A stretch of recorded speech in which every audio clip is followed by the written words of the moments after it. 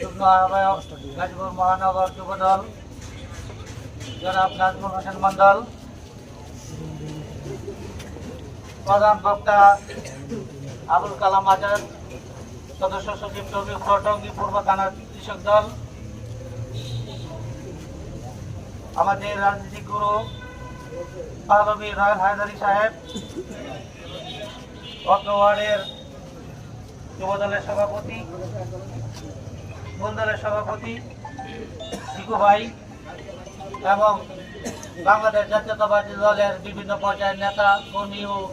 সবাইকে আন্তরিক শুভেচ্ছা। আপনারা সবাই এখানে উপস্থিত হয়েছেন শত ব্যস্ততা রেখে আমাদের প্রিয় নেত্রী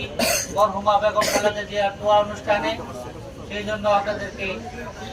অশেষ ধন্যবাদ। আর আজকে আমরা যে দোয়া